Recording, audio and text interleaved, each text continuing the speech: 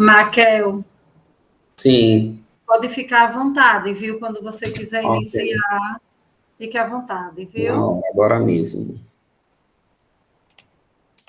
Amo pontualidade.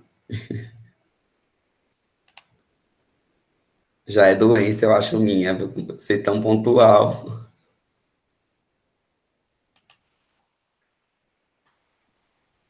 Quando aparecer para vocês, me avisem. Já está, viu? Aparecendo. Ok. Então, pessoal, boa tarde, né, a todos.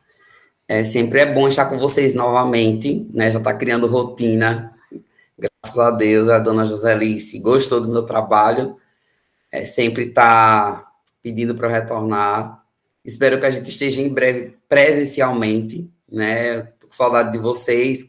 Acho que o calor humano nos faz trabalhar melhor, né? Se sentir mais à vontade do que atender as expectativas virtualmente. A gente sabe de todas as limitações, né, que o virtual tem, e a gente, às vezes, uma dinâmica, algo diferenciado, a gente não consegue fazer tanto, né, no virtual. Eu estava em 5 dias virtualmente semana passada, né, com os professores do município. Foi um encontro muito bom. Depois eu gosto de assistir a gravação para ouvir o que eu falei, se eu fui equivocado em alguma fala. Mas realmente o encontro foi muito bom, muitos questionamentos dos professores com retorno do ensino híbrido, né? Foi uma oportunidade que eu tive. Acho que os 250 professores estavam participando do encontro, né? Deixa eu aceitar alguém que está aqui querendo entrar. E foi muito bom a oportunidade que eu tive a semana passada. Dona Joselice, eu acho que logo no mesmo período, perguntou se eu tinha possibilidade de fazer algo com vocês, né, sobre avaliação. Ela não me deu. Maquel, Oi. tira esse dona, viu? Que por causa Olha, desse dona, só querem me chamar agora de dona, viu? e por causa de mim, É sim. não acredito, não. Então, Joselice, né, estava comigo aí no município, acho que Kessia estava, eu lembro de alguns professores, lembro muito de Kessia, que estava participando. Aí ela depois Obrigada, entrou, também lembro de você. entrou em contato comigo e pediu para fazer, trabalhar essa temática com vocês, avaliação. Ela não me deu uma temática específica, né, só me disse que queria que os professores tivessem um novo olhar, né, de como avaliar os seus alunos no contexto atual, né, visto que a gente está retornando com esses alunos e de acordo com as novas exigências, as novidades educacionais, de que forma que a gente poderia estar avaliando esse aluno. Então, como sempre, eu gosto de trazer prática, né? Hoje a gente vai, graças a Deus, vocês estão com as câmeras abertas, amo. A gente vai interagir um pouco mais, porque eu vou pedir realmente a fala de vocês para avaliar junto comigo algumas situações, problema, né, que eu vou trazer, né, que é o que eu encontro como coordenador e assessor pedagógico de algumas escolas, que sou eu que acompanho as avaliações dos professores. E antes disso, vem com contexto histórico, né? A gente precisa vir também com um pouco de teoria, né, para que a gente possa entender de que forma é que essa teoria vai ou não influenciar a nossa prática em alguma situação. A forma de avaliar a educação infantil, evidentemente, que é diferente da forma de avaliar do primeiro ao nono ano, né? Então, vai ter alguns momentos que eu vou começar realmente, especificamente com o público do infantil, para depois a gente ir para o fundamental, tá? No entanto, quando a gente pega os documentos oficiais falando sobre avaliação, a gente não tem, de forma geral, dizendo como deve ser a avaliação em cada nível de ensino. Por exemplo, quando a gente pega o que é a avaliação da BNCC, que está lá na página 17, ele traz essa citação aí, dizendo que construir e aplicar procedimentos de avaliação formativa de processo ou de resultado que leve em conta os contextos e as condições de aprendizagem, tomando tais registros como referência para melhorar o desempenho da escola, dos professores e dos alunos. Eu acho essa frase muito completa, Analisem ela comigo, cada linha, para vocês perceberem, né, o quão complexa ela é na hora da gente analisar. Primeiro que o procedimento de avaliação ele é construído e aplicado por nós, tá? Quando ele fala nós enquanto escola, nós enquanto professores, nós enquanto alunos, que é o que estamos envolvidos no processo pedagógico. Nós enquanto escolas, porque a gente não tem como fugir da proposta pedagógica da escola na forma de avaliar. Professor, porque é ele que constrói e aplica. E aluno, porque a BNCC preconiza também que o aluno precisa tirar alguns momentos para ele se autoavaliar. E, além disso, fala da avaliação formativa de processo. A gente não pode colocar a maior pontuação, visto que, infelizmente, a gente ainda sobressai o número, a nota, do que os aspectos qualitativos, né? E a gente precisa entender que o processo, nesse momento, ele é muito mais importante do que aquela prova escrita em si, que a gente faz naquela semana de avaliação, tão temida até por alguns alunos. Eu mesmo, enquanto aluno, não sei se vocês têm esse trauma, mas eu odiava a semana de avaliação. Para mim, era uma semana de tortura, era uma semana de medo, uma semana de oração, uma semana de dormir com um livro embaixo do travesseiro para eu não esquecer aquilo que eu estudei. Não sei se vocês já fizeram essa técnica, mas eu já fiz muito no passado, né? Mas a gente precisa entender que o contexto hoje, do início ao fim de cada unidade, ele é bem mais importante do que aquela avaliação em si. E essa avaliação, evidentemente, que fica sobre a responsabilidade do professor diretamente, porque é ele que está lidando e analisando a todo momento como é que está com aquele aluno. Tá? A outra linha aqui, que é a terceira, que me chama muita atenção, é quando ele fala para a gente levar em consideração as condições de aprendizagem de cada aluno, de cada turma, da minha escola. Então, aí esse ponto, eu acho que foi uma fala minha, que fez Joselice, eu não vou acostumar, viu? Joselice, levar essa temática para a escola de vocês, tá? Porque eu disse a ela que estava sendo absurdo o número de professores que ainda estavam reprovando alunos em tempos de pandemia. O número de alunos que estavam em recuperação, precisando de intensificação de aprendizagem em momentos de pandemia. E o professor insensível, talvez ainda sem entender qual era a condição que aquele aluno estava em tempo de pandemia. Será que eles estavam com todas as condições favoráveis para que a aprendizagem aconteça de tamanha forma que o conteúdo, o que o professor propôs em determinadas atividades chegava até ele? Será que ele tinha internet? Será que ele tinha um aparelho tecnológico? Será que ele podia ir na escola, tinha dinheiro para pagar um transporte, porque não tinha transporte escolar para levar, buscar até a atividade impressa até na escola e depois retornar para o professor?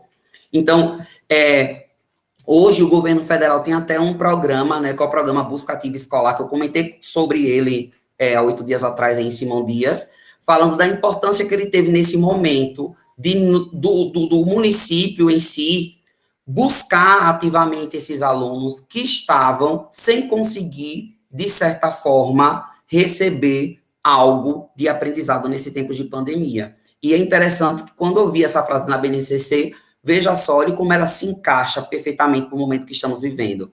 Isso não é diferente na fava de mel. No momento que nós estamos, é necessário que nós avaliemos qual é a condição que está tendo cada aluno para que essa aprendizagem chegue a ele, seja em tempos de pandemia ou não. O problema, ele não só está na escola pública. Nós temos inúmeros problemas na escola pública, que são até, às vezes, mais, podemos dizer, expostos do que no ensino privado. Mas eu vejo escola privada com os mesmos problemas, talvez não tão visíveis como a escola pública. E a gente precisa sempre levar isso em consideração. Aí a gente tinha, né, no passado, vamos pensar assim, levando sempre em consideração naquela escola tradicional a prova e a nota, tá?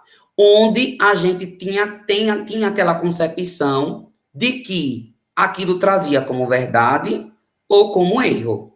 Então, ou o aluno acertava ou o aluno errava. Quando a gente pensa numa avaliação formativa em todo o processo, não há verdade ou é erro. a melhorias de metodologias que eu, enquanto professor, posso implementar na minha sala de aula, para que eu consiga atender os objetivos de aprendizagem dos meus alunos de educação infantil e atender aquelas habilidades do primeiro ao nono ano que estão lá explicitadas na BNCC. Isso sim, até que eu consiga atender aqueles objetivos e aquelas aprendizagens, e caso eu não consiga, aí sim, eu chego ao erro, eu chego ao fracasso. Só que o ensino, ele é um processo. Eu já comentei isso com vocês logo lá, acho que acredito, na primeira vez que eu tive com vocês aí presencialmente. Eu falei para vocês que a BNCC, ela traz uma proposta em espiral, onde os conteúdos, os objetos do conhecimento, que a gente comumente chama de conteúdos, né, eles trazem uma aprendizagem evoluindo ao longo dos anos. Então, se você pega, por exemplo, a unidade temática do primeiro ano, ela vai ter a mesma unidade temática no segundo, no terceiro, no quarto, no quinto, até chegar ao nono ano. E você percebe, numa linhagem, que aqueles conteúdos, eles estão sendo repetidos, mas lógico que com um nível de aprofundamento, passando a ser maior, né, ao longo dos anos. Isso que sim é uma aprendizagem em espiral. Aí, quando a gente leva a avaliação, que é o que Joselice pediu, é trazer essa temática para avaliação, é construindo um novo olhar. Eu preciso entender hoje que a avaliação, construindo esse novo olhar, né, esquecendo aquela prática do passado, é impossível ela acontecer se não existir diálogo. Um diálogo entre interação, lógico, entre aluno, professor, aluno, aluno. O professor como mediador do processo, tá? E não apenas aquele detentor do conhecimento que a gente estava acostumado lá no ensino tradicional, aquela sala em fileira. A gente precisa desconstruir um pouco isso. A gente já falou, inclusive, muito sobre metodologia ativa com vocês, a importância do professor colocar o estudante como foco do conhecimento, o estudante como centro da aprendizagem e o professor apenas mediando esse processo e diversificar a minha prática avaliativa. Eu entender que não é apenas a prova, a escrita, a papel na semana de avaliação que será o suficiente para que o meu aluno seja avaliado. Eu preciso avaliar ele oralmente, eu preciso avaliar ele através da escrita, eu preciso avaliar ele através de um seminário, eu preciso avaliar ele através de uma produção, eu preciso avaliar ele com a interação entre ele e o professor, entre ele e os próprios colegas em sala, eu preciso avaliar ele na participação em sala. Enfim, existem inúmeras possibilidades que permitem que a gente consiga trazer inúmeras diversidades de práticas avaliativas dentro de sala de aula. E é através dessas diversidades de avaliações, vamos dizer assim, que a gente chega a um denominador comum que, infelizmente, ainda é a nota, que ainda é o número. Diferentemente da educação infantil, né, que a gente não trabalha com número, a gente trabalha com conceitos avaliativos. Querer falar com vocês sobre os conceitos avaliativos daqui a pouco, tá? Então, a gente precisa entender isso, né? Diversificar, diálogo e professor como mediador ali do processo.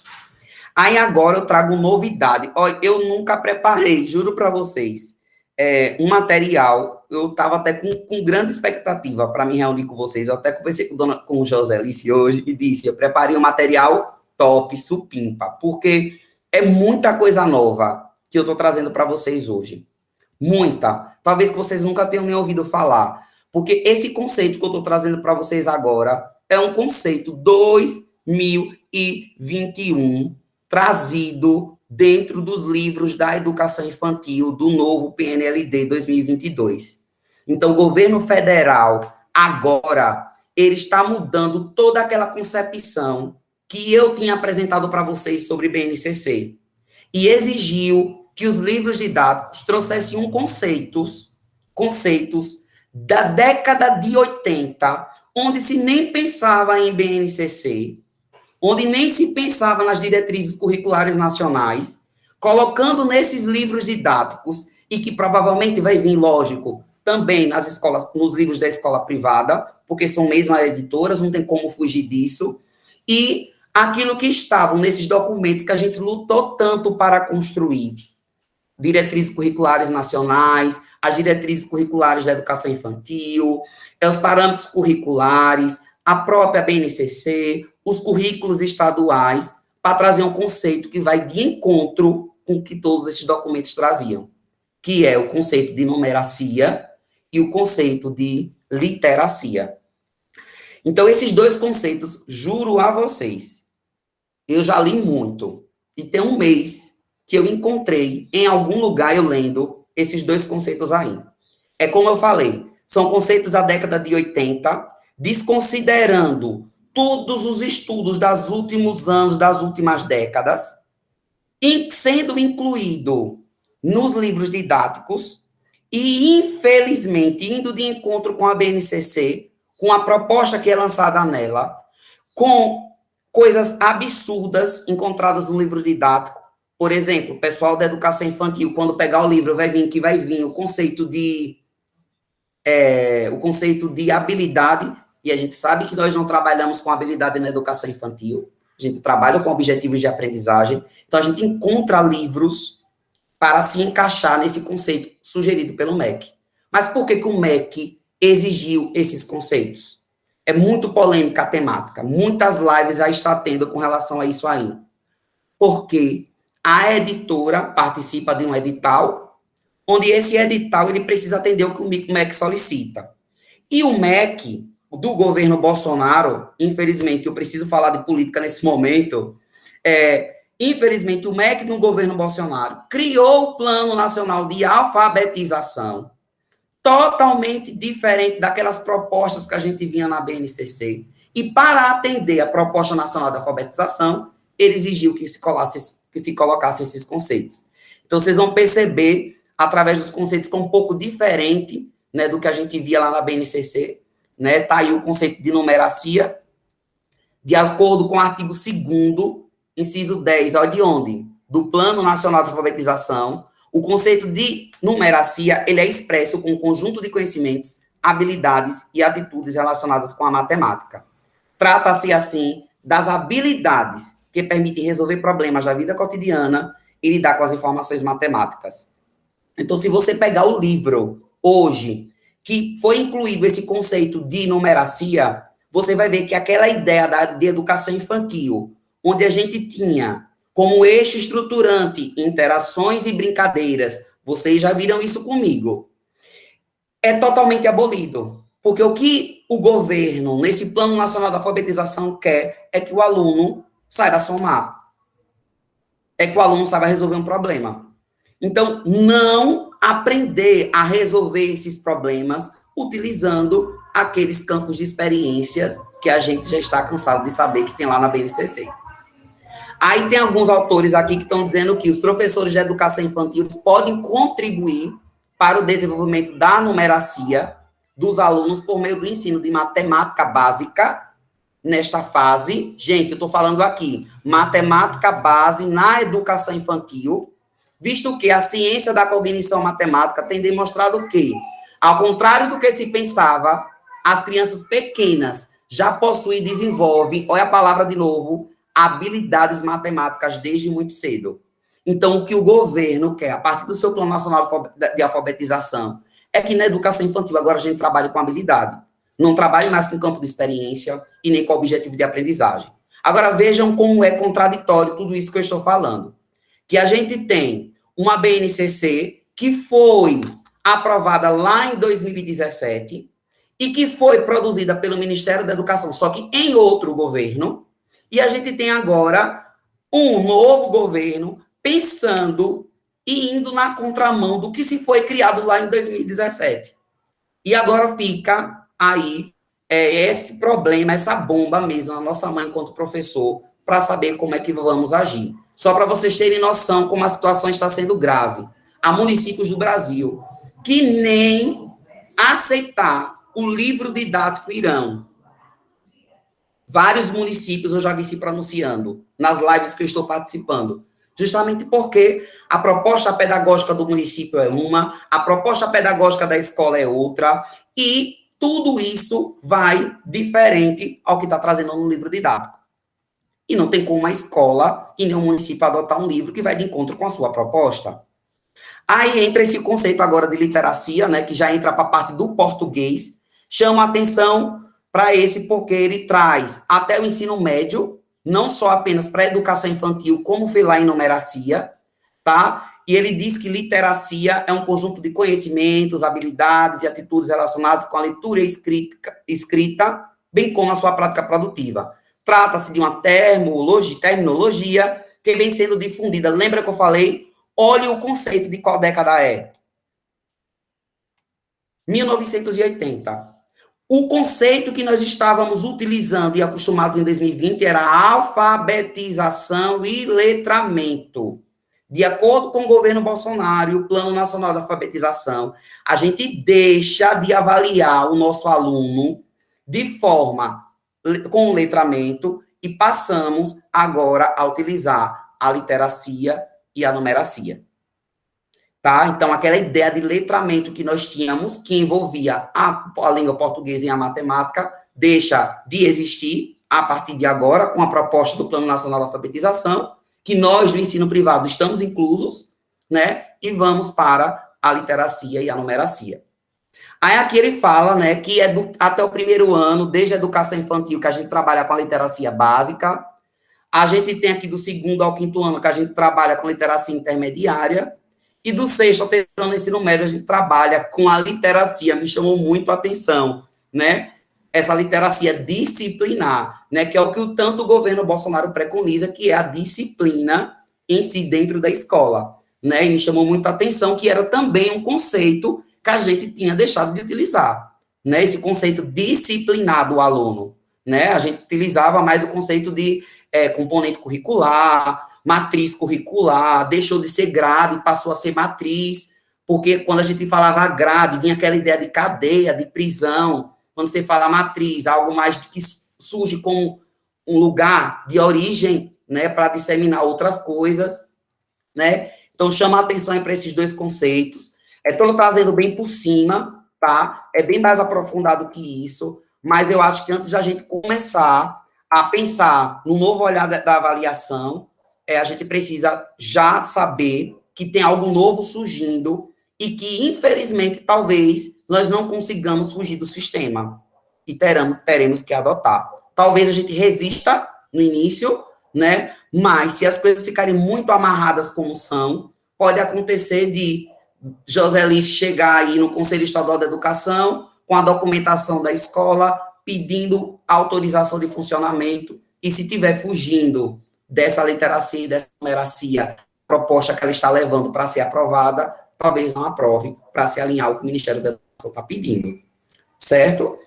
Aí a gente entra agora na educação infantil, né? Aí a LDB diz várias coisas sobre a educação infantil, né? E avaliar a educação infantil pela LDB se dá pelo acompanhamento e pelo registro do seu desenvolvimento, sem objetivo de promoção, mesmo para o ensino fundamental. Então, isso na prática, nós já estamos cansados de saber, né, que a gente consegue avaliar o nosso aluno da educação infantil realizando a observação. É eu acompanhando o meu aluno, é eu registrando como anda o desenvolvimento dele. A gente sabe que a educação infantil, ela não reprova, então, por mais que eu utilize meios avaliativos, nenhum meio avaliativo vai ser vai ser a fim de promoção, sem esse objetivo de promover, né, porque não reprova, mesmo que ele vá para o ensino fundamental, como a gente sabe que a turma de 5 anos entregam os alunos para o primeiro ano do fundamental, sem precisar ele ser aprovado, promovido, ele já é automaticamente pela idade dele, né? E as DCNI, específico para o público da educação infantil, tá, gente? Que é a Diretrizes Curriculares Nacional de Educação Infantil, ela fala que a avaliação, ela possibilita nós acompanharmos, orientarmos, regularmos e redirecionarmos o nosso processo. Ou seja, é através da educação, com a avaliação da educação infantil, eu tenho condições de poder redirecionar a minha prática pedagógica enquanto professor para poder avaliar o meu aluno. Aí, falar de avaliação sem falar dessa mulher é impossível, né? Creio eu que é uma das pesquisadoras sobre avaliação que mais se apresenta nas universidades, nos trabalhos acadêmicos, nos artigos, que é a Jussara Hoffmann, né? Vem aí uma citação dela de 2017, outra de 99, um pouco antiga, né? E o que ela está falando nessa citação nada mais é do que eu estou falando desde o início aqui. Nós devemos priorizar na nossa proposta pedagógica da Favo de Mel a avaliação mais, vamos dizer, mais indicada, tá? Para se adequar ao modelo atual, é a avaliação formativa, que eu acredito que é o que vocês já fazem hoje na escola, tá? Então, uma avaliação formativa que, para Jussara Hoffmann, traz que ela não pode ter preocupação nenhuma de classificar o aluno, de dizer quem está em primeiro, segundo, em terceiro lugar, como muitas escolas costumam fazer, nem de certificar e nem de selecionar quem são os melhores e quem são os piores. Repare como é profunda a análise dela. Aí ela diz ainda o seguinte: a avaliação formativa é toda a avaliação que ajuda o aluno a aprender, a se desenvolver, ou melhor, que participa da regulação das aprendizagens e do desenvolvimento no sentido de um projeto educativo. Me chama a atenção aí nesse segundo parágrafo uma coisa, que a avaliação para Jussara Hoffmann, o foco é o aluno.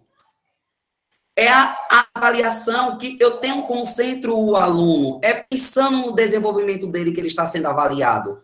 Não uma avaliação como punição, uma avaliação onde eu enumero o valor que aquele aluno tem a cada unidade e isso vai permitir que ele seja aprovado ou ele seja reprovado. Aí, ela continua agora, mais atualmente, em 2017, dizendo assim: os professores, nós, temos a tarefa de conhecer as crianças, compreendê-las, para lhe oferecer experiências ricas e significativas, acolhendo-as e desafiando-as a prosseguir em suas conquistas, com segurança e iniciativa. Ou seja, uma avaliação que traga significado para o aluno entender, desde pequenininho, que nós, no nosso dia a dia, somos sempre avaliados, mas que essa avaliação, ela tem como cunho não classificá-lo, mostrá-lo que ele é um fracasso, mostrar que ele, se não conseguir, ele é ruim, e sim uma avaliação que tende a melhorar, a regular a aprendizagem dele e melhorar o desenvolvimento, tá? Aí, continua falando aí sobre a avaliação formativa, né? Eu só trouxe esse tipo de avaliação, eu não foquei para trazer para vocês os tipos de avaliações que possuem somativa, formativa, não, diagnóstica, não quis trazer isso, tá? Mas eu lembro que no meu estudo para preparar esse material, eu disse, eu preciso dizer à dona Joselice, os alunos estão voltando agora presencial, façam a avaliação diagnóstica deles, tá? Eu pego na internet mesmo, dona Valdelice, pegue lá, a avaliação diagnóstica, faça uma avaliação de primeiro ano no ano, veja como é que os seus alunos estão, analise os descritores, que os alunos estão com maior dificuldade, para que o professor, logo nesses primeiros dias de aula, foquem no que os alunos estão com maior deficiência. Né? Nós vamos ter um problema sério, nem tanto, talvez, com a alfabetização para vocês na Favo de Mel, porque vocês já estavam no presencial, creio eu, primeiro e segundo ano, né? De forma híbrida, não sei. E agora está voltando presencial 100%, mas veja isso, essa possibilidade de logo nos primeiros 15 dias organizar uma avaliação diagnóstica para tentar mesmo, através de números, identificar numa sala de 20 alunos quantos sabem ler, quantos não sabem, quantos têm condições, habilidades já com operações matemáticas, quantos não têm, enfim, dá uma geral mesmo, um olhar mesmo de análise em cada turma, para que cada professor possa saber de onde partir, agora nesse segundo semestre. Né? Vale salientar que nós estamos sem esses alunos 100% na escola há 1 ano e meio, aproximadamente. Enfim, com certeza vai ter algo a melhorar, algo a gente ter maior, intensificar mais agora nesse retorno, tá? Então, uma avaliação na perspectiva formativa, o professor tem que estar disposto, a evidenciar, a registrar as aprendizagens dos seus alunos, de forma a ter o domínio e a clareza sobre o desenvolvimento infantil de cada criança. Dessa forma, o papel do docente fica à frente à avaliação, é de estimular os alunos, ao papel do professor, incentivar e proporcionar situações que promovam o desenvolvimento. Muitas são as possibilidades de instrumento avaliativo. Aí onde entra agora a parte teórica, que é importante a gente entender, né, que Batista está trazendo aí. Quais instrumentos avaliativos na educação infantil eu posso utilizar? A princípio, o diário de classe precisa-se ter conceitos. A gente não avalia a educação infantil com número, com notas, como é no ensino fundamental. Eu trouxe uma proposta que a escola pode adotar futuramente ou ela pode adaptar, ou talvez até já faça assim. Eu não quis nem procurar saber com Joselice qual era o conceito que utilizava. Mas eu já adianto. Se for ruim, bom, ótimo e excelente, mude. Tá? Não se utiliza mais isso. O modelo que eu trouxe para vocês aqui foi de aprendizagem iniciada, aprendizagem em desenvolvimento, com a sigla AD, e aprendizagem consolidada, tá? Não queiram trazer para a educação infantil os costumes de 1º ao 9º ano, porque quem está avaliando na atualidade errado é o ensino fundamental, não é a educação infantil, tá? A educação infantil, a gente não prioriza os aspectos quantitativos, a gente prioriza os aspectos qualitativos, diferente do 1º ao 9º ano. Por mais que o professor diga, na minha avaliação com os meus alunos, eu priorizo no ensino fundamental os aspectos qualitativos. É mentira. Porque se fosse os qualitativos, o diário dele não estava com nota, com média semestral, com média anual, mostrando que o aluno precisa tirar média 6 para ser aprovado. Então, esses 3 conceitos que eu trouxe, é o conceito que eu pesquisei, né? Mas eu posso dizer atual para ser utilizado no novo contexto, tá? Então, tem uma parte teórica em si, né, que eu utilizei alguns conceitos de Piaget, né, ele fala daquelas operações, o estágio pré-operatório, ele fala da questão simbólica do aluno da educação infantil, que eu não vou me aprofundar aqui, da questão cognitiva, de acordo com a idade da criança.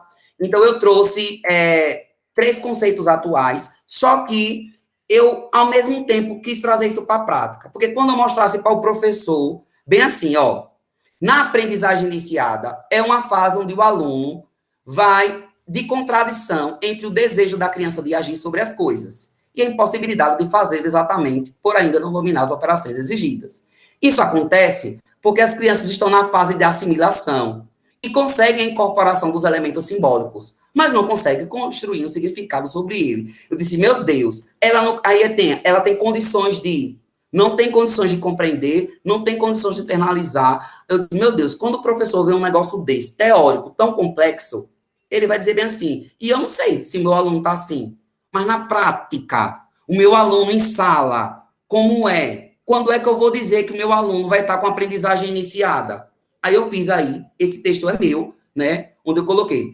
Quando o aluno participa das atividades, quando ele demonstrar interesse em realizá-las, quando ele conseguir ler símbolos, signos, imagens, de acordo com sua faixa etária, quando ele identificar informações e conceitos referentes ao que é desenvolvido nos objetivos de aprendizagem, eu digo que esse aluno, ele está na aprendizagem iniciada. Quando o aluno participa sem dificuldades, é porque a aprendizagem dele está em desenvolvimento. Quando o aluno participa ativamente das atividades, sem mostrar dificuldade, aí eu digo que a aprendizagem dele está consolidada. Então, vejam que são 3 conceitos que já estão, né, articulados. Deixa eu aceitar aqui uma professora que quer entrar. Vanúzia, boa tarde, seja bem-vinda. Então, quando esses conceitos aí, eles já estão totalmente alinhados ao às diretrizes curriculares nacionais, está alinhado à BNCC, está alinhado aos campos de experiência, está alinhado aos objetivos de aprendizagem e desenvolvimento. Deixa eu pegar aqui o laser. Os objetivos de aprendizagem e desenvolvimento. Está alinhado aos direitos de aprendizagem da educação infantil.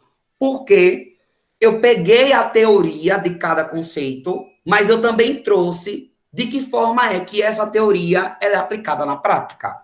Para que a gente não coloque tanta teoria em si e o professor, na hora de avaliar o aluno, vai dizer assim, meu Deus, eu não sei o que é símbolos. E eu não sei o que é assimilar internalizando. Eu não sei. Mas na prática, aí você percebe que esse textozinho aqui que eu trouxe, em cada slide, na prática, ó, de cada slide desse, você percebe que a forma de... A leitura, ela é bem mais clara, né? Ela é bem mais objetiva, e mostra justamente que o aluno, o professor, ele consegue olhar para o aluno e da avaliação dele e da observação dele, avaliá-lo com maior facilidade. Existem outros conceitos que podem ser utilizados? Sim. O que não pode é você querer trazer a ideia do fundamental para o infantil. Só para vocês terem noção. Quando é que eu posso considerar que um aluno é considerado bom? Ruim. Ruim é quando ele tira de 0 a 3. Bom é quando ele tira de 3 a 5. Ótimo é quando ele tira de 5 a 7. Excelente é quando ele tira de 7 a 10. Repare o que eu encontro com alguns professores hoje na educação infantil. É trazer aquela ideia de lado fundamental de nota, de número, de aspecto quantitativo para a educação infantil. Visto que quem está avaliando errado são eles. Não, gente, a gente não precisa trabalhar dessa forma aqui, não. Tá? Tem a forma da gente ter esse olhar mais de observação, de vivência com o nosso aluno, para poder avaliar ele com maior exatidão. Certo? Aí, quais são os instrumentos que a educação infantil pode utilizar? Tenho aqui dossiê, talvez, não sei se você já tem ouvido falar, que é muito semelhante ao portfólio. Tem os relatórios, tem as fichas descritivas e tem as provas operatórias. Tá? Qual é a diferença entre dossiê e portfólio? Quando eu falo de avaliar o meu aluno produzindo um dossiê sobre ele, é até uma palavra estranha, né, que lembra crime, né? O dossiê é algo mais analítico. O professor ele não só vai montar arquivos do que foi trabalhado com o aluno. Não. O professor, além desses arquivos que ele vai construir, montar, organizar, ele vai também desenvolver um aspecto analítico, um aspecto de análise. Analisar a cada atividade desenvolvida, registrando isso, se ele consegue perceber ou não se a criança está desenvolvendo ou não. Tá? Então, acompanha de forma periódica mesmo a evolução desse aluno. Isso é um dossiê. Quando eu pego o portfólio, não tem análise. Tá? O portfólio é só, que provavelmente é o que vocês usam aí. Vocês fazem todas as atividades do bimestre, talvez vocês façam até semana de avaliação da educação infantil, que é muito polêmico. Por que é que o ensino público não faz prova, aquele papel naquela semana de avaliação? Na educação infantil, o ensino privado faz. Existem críticas com relação a isso, que o ensino privado faz, tá? Que não é para fazer, tá? Mas tem um cunho pedagógico por trás para se fazer e acumula-se tudo isso, né, ao longo do bimestre, arruma e entrega a pastinha no final do ano, no final do bimestre, aos pais para mostrar como foi o desenvolvimento. Aí tem a ideia também de algumas escolas terem um boletim, né? Faz boletim da educação infantil, eu acho importantíssimo. Se vocês não fazem, sugiram fazer, mas provavelmente devem fazer. O pai da educação infantil, ele precisa entender como é que está o processo evolutivo de aprendizagem daquela criança ao longo do ano. E você consegue perceber que a criança da educação infantil, no boletim, quando a escola produz, ela vai, certeza, evoluindo ao longo dos meses, evoluindo ao longo das unidades. E certeza que aquele pai que matriculou o filho na Favo de Mel em fevereiro de 2021 não vai receber o filho em dezembro da mesma forma. Com certeza teve algum progresso. E isso pode ser registrado no boletim, tá? Junto com o portfólio. Aí tem a questão dos relatórios. Os relatórios, comumente, eles não são tão utilizados na educação infantil a fim de acompanhamento da escola, mas sim quando é solicitado. Tem algumas escolas, por exemplo, imagine que o aluno, meu filho sai daqui de Umbaúba e eu vou morar em Simão Dias, né? Vou trabalhar na Favo de Mel, com Joselice, todo feliz da vida, e estou aí em Simão Dias, e meu filho vai ser matriculado na Favo de Mel. Aí Joselice diz bem assim, pai, traga, por gentileza, um relatório da escola que seu filho estudava, para eu analisar como é que eu estou recebendo esse aluno, o seu filho, com as observações, até que ponto é que o seu filho está, para saber qual é o ponto de partida que eu posso começar com ele. Aí o que é que a escola faz? Prepara esse relatório descritivo, relatando todo o desenvolvimento da criança, e entrega àquele pai. E aquele pai entrega à escola. E assim, em Aracaju, quando eu trabalhei como coordenador, tiveram 3 pais que eu lembre que me pediam um relatório no final do ano da criança, tá? Mas era uma criança que tinha problemas psicológicos, depressivos, e foi uma solicitação médica, salvo engano, de um psicólogo. Mas a escola precisa fazer, não apenas aquele boletim. E aí é onde entra o professor, né? Tem que relatar, porque quem observa dia a dia não é a direção e a coordenação, é o professor. Aí eu trouxe aqui um modelo de relatório, né, bem atual, já baseado na BNCC, né, que a gente pode utilizar. Veja aqui, diz assim, tá ruim porque foi print, tá? O seguinte relatório visa avaliar o desenvolvimento das capacidades e competências dentro dos eixos estruturantes da BNCC, aquelas palavras todas bonitas. Fulaninho é uma criança carismática, bastante sociável, gosta de participar das atividades, desenvolveu as atividades com autonomia. No campo de experiência, o eu, o outro e o nós, ele demonstrou empatia. No campo de experiência com o gesto e movimento, ele foi capaz de criar com o corpo formas diversificadas de expressão. Podemos concluir que, para esse período, o aluno demonstrou um bom desenvolvimento global, assina o professor, assina o responsável, coloca a data e entrega o relatório ao pai. Tá? Essa forma de relatório tanto pode ser a nível de solicitação, como também ela pode ser a nível de entrega aos pais. Porque as escolas não costumam adotar tanto o relatório, por causa do trabalho que vai dar. Imagine que tem que ser o relatório individualizado, porque Joãozinho não vai ter o mesmo desenvolvimento que Pedrinho. Então, entendo que são relatórios diferentes. E assim, vai dar muito mais trabalho eu fazer isso do que eu ir avaliando ele no meu diário e depois passar aqueles conceitos do meu diário para o boletim. Certo? Aí tem a ficha descritiva, né? Se assemelha muito com o relatório, só que aqui não é um documento apenas. São fichas mesmo, que ao longo da unidade do bimestre, existe uma ficha que você vai descrever como é que está o desenvolvimento daquele aluno de aprendizagem naquele período. Aí depois estipula um tempo, faz outra ficha, depois faz outra ficha. Quando chega no final, você analisa as fichas daquele período e vê se o seu aluno houve ou não desenvolvimento ao longo daquele período que você determinou, certo? A partir disso, pode construir o relatório geral, que é aquele que eu mostrei anteriormente, certo? Aí tem a questão das provas operatórias. Gente, essas provas operatórias, ela é muito trabalhada por Piaget, né? Daqueles períodos, daquele período pré-operatório, operatório, pós-operatório. Quem está fazendo concurso público aí sabe o que eu estou falando, né? Ou então já viu isso na pedagogia quando cursou, né? Então, na verdade, não deixa de ser um instrumento avaliativo, só que ele é criado através de estratégias, através de testes, né, práticos. Eu trouxe até um exemplo aqui. A prova é para eu analisar a conservação da superfície. Aí o professor não vai fazer uma prova escrita para trabalhar com prova operatória. Ele vai trabalhar com material concreto e avaliar o aluno de acordo com os critérios de aplicação daquela prova.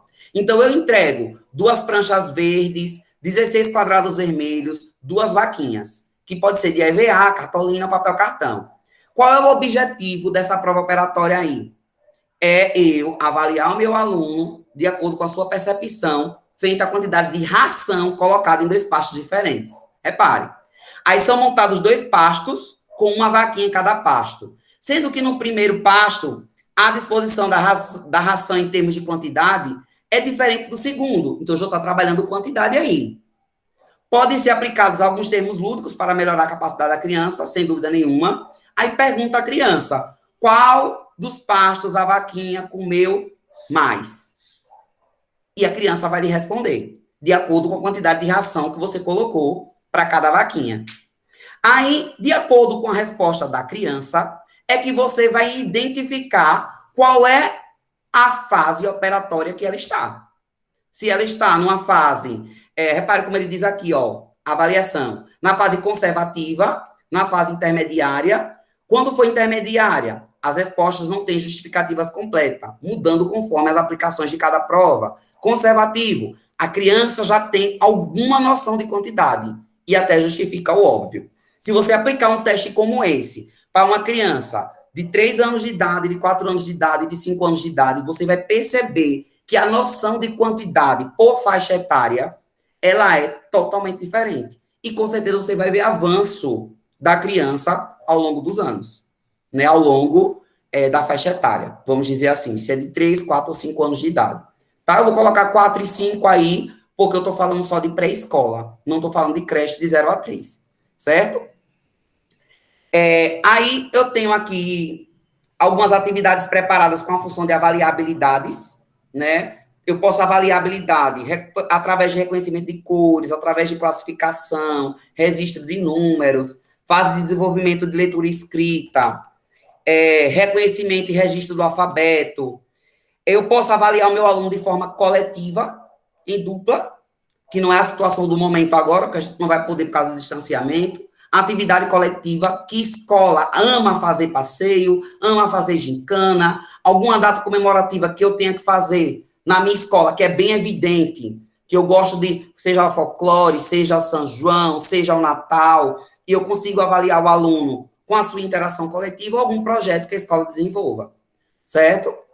Eu tenho a questão da autoavaliação do aluno, que também pode ser uma forma de avaliar através de atividade, tá? Eu trouxe aí o aluno dando o seu pitaco, dando o seu palpite, né? O que seria a autoavaliação do aluno? O aluno deve ser incentivado a refletir sobre o seu próprio desempenho escolar. Nesse sentido, ele deve reconhecer e comemorar seus progressos e também identificar suas dificuldades e saber que terá apoio para superá-la. Aí eu trouxe uma atividade aqui de um livro, né, que mostra o aluno dando esse pitaco, esse palpite, inclusive atendendo a um direito de aprendizagem, que é de conhecer, tá? Chegamos ao final da primeira fase de nossa expedição. O que você achou dessa unidade? O aluno vai dar a opinião dele. Se ele gostou, se ele não gostou, se ele está triste, se ele amou, se ele achou engraçado. E, em sua opinião, o que foi mais marcante nessa jornada? Aí ele vai utilizar, nesse quadrado aqui, ou palavra, ou símbolo, ou cor, ou imagem, o que a sua imaginação mandar, né? E, a partir disso, o professor vai saber qual foi a autoavaliação que aquele aluno fez, sendo redundante de si mesmo, certo? Aí tem aqui, registros informais pelo professor, aprendizagens significativas que acontecem no cotidiano. Exemplo, você tem um aluno do 6º ano do ensino fundamental que você está trabalhando solo. E solo tem as técnicas agrícolas. Só que tem um aluno do 6º ano que o pai dele é agricultor. E ele costuma muito ir para o sítio, para a chácara, junto com o seu pai. Então, o aprendizado daquele aluno ele pode ser avaliado de acordo com o cotidiano dele. Porque aquele aluno, sem nunca, talvez, ter visto, teoricamente, as técnicas agrícolas, ele vai conseguir explicar para toda a turma o que é irrigação, o que é drenagem, o que é adubação, diferenciar os tipos de adubo, se é adubo químico, se é adubo orgânico, qual a vantagem de usar adubo químico, qual a desvantagem, qual a vantagem ou desvantagem de utilizar o adubo orgânico, certo? O professor, ele também pode fazer um registro fotográfico, né, de uma situação que mostra o desenvolvimento, e aí fazer um registro para poder ir avaliando o aluno ao longo do tempo, né? Eu mesmo registro muitas atividades que eu faço com os meus alunos, muito, muito mesmo. E, às vezes, uma foto que eu tiro, eu consigo analisar por grupo, até qual foi o grupo que eu percebi que houve mais interação por uma foto. Que, às vezes, você vê um grupo de 4 alunos, um está aqui no celular, não dando importância, 2 que estão ativamente ali na cartolina, fazendo alguma atividade, e o outro já está disperso, olhando para o mundo, não está nem aí para o que está sendo feito com a dupla que está na cartolina. Então, você dá para perceber até por uma foto o nível de interação que há os alunos. E as atividades colecionadas, que é o portfólio, né? Que provavelmente é o que vocês fazem ao longo do bimestre para saber a evolução da criança. Isso aqui se viu muito para a época de pandemia, né? Os registros formais pela família. A família ajudou muito nesse processo de pandemia, no sentido de ter que auxiliar aos professores a desenvolver os determinados conteúdos, a proposta que o professor enviava para casa, né? E eu vi muitos municípios, muitas escolas, pedir para o pai registrar as dificuldades encontradas. Talvez vocês tenham feito isso aí. As dificuldades encontradas, o que é que a gente pode melhorar, dê sugestões de como a gente pode te ajudar ainda mais a acompanhar seu filho. Isso são os registros da família, tá? O registro informal pela família acontece também do pai registrar a foto, pegar uma foto da criança em estudo em casa, enviar para o professor e fazer um determinado comentário daquela foto daquela criança desenvolvendo a atividade. Aí eles chamam isso de registro informal pela família. E o monitoramento do desempenho, né, do professor, né, analisando os seus alunos para saber a sua qualidade do seu trabalho pedagógico.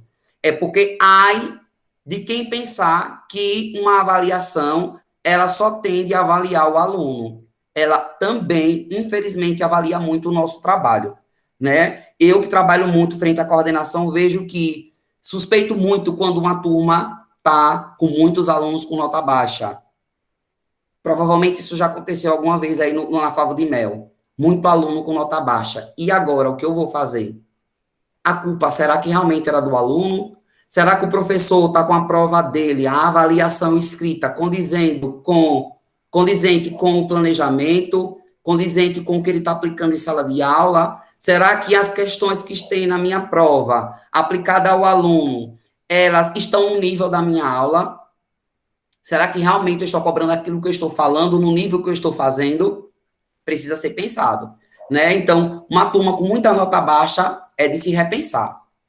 Aí tem uma planilha, pessoal, nova, essa planilha é nova, que eu estou trazendo aí para vocês, né? Para vocês avaliarem o aluno de vocês, né? Da turma de 4 e 5 anos de idade, tá? Então, mais ou menos assim, ó.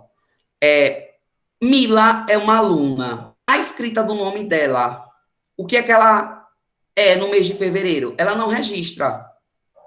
Em julho, somente o primeiro nome. Em novembro, ela já faz a escrita do primeiro nome. Tá aqui a legenda.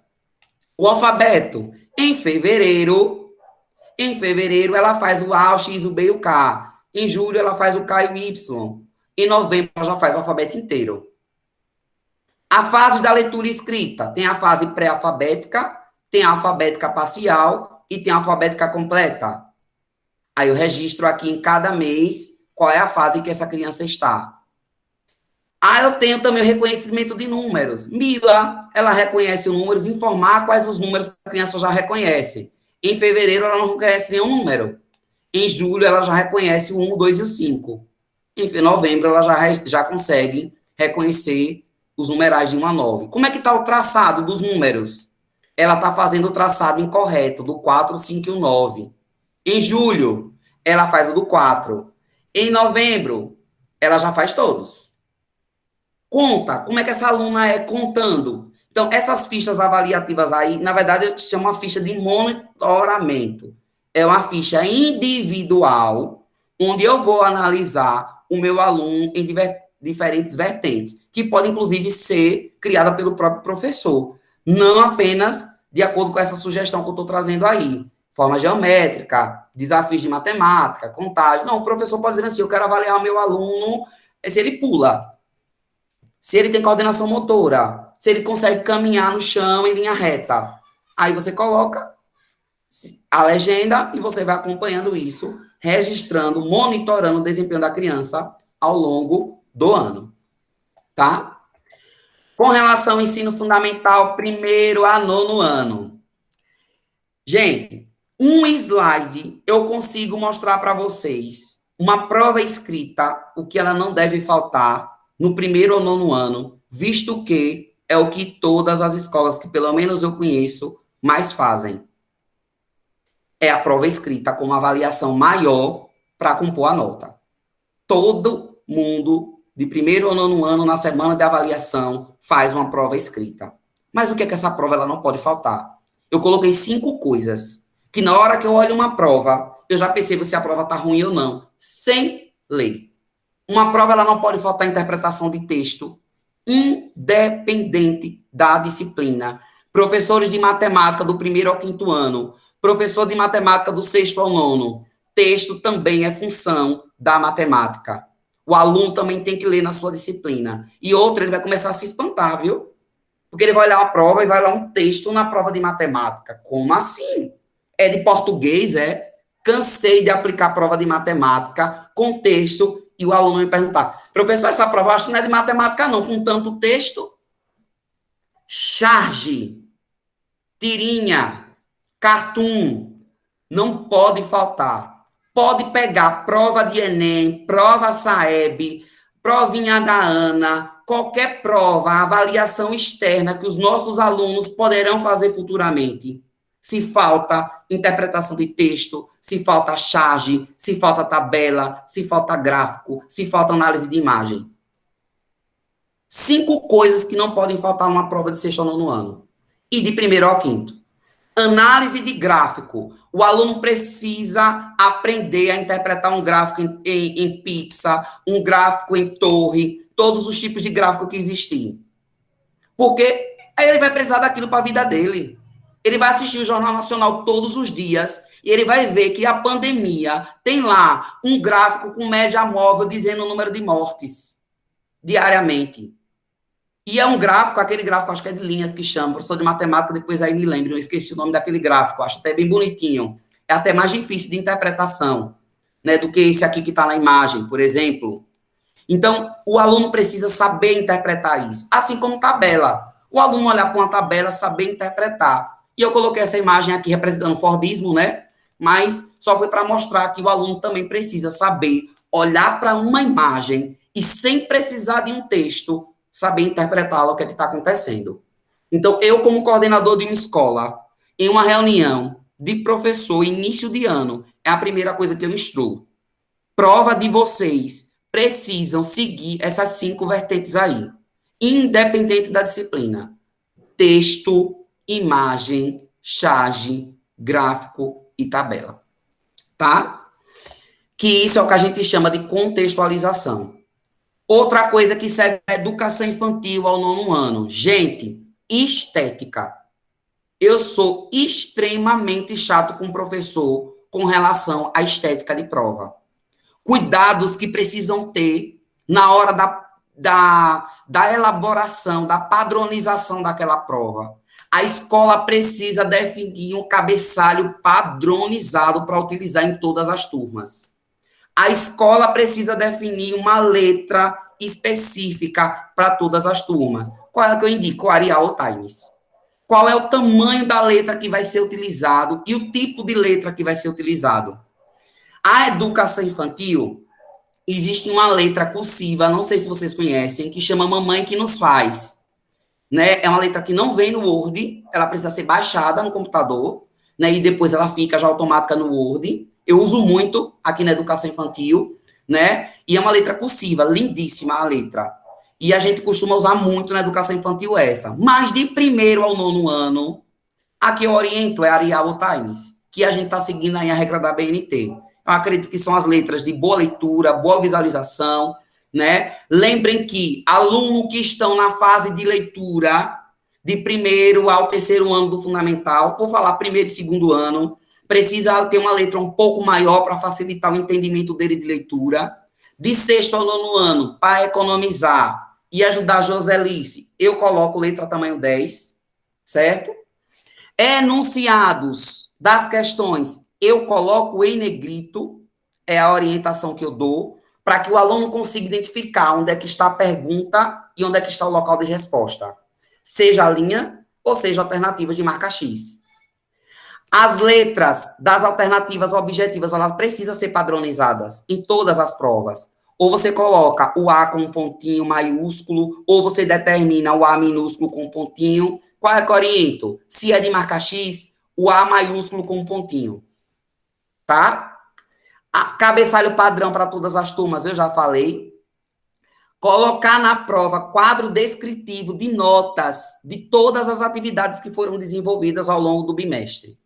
A prova do aluno é a avaliação final da unidade. É na prova que você vai ter que dizer quanto foi de avaliação formativa, quanto é que essa prova vale, quanto foi que o aluno tirou.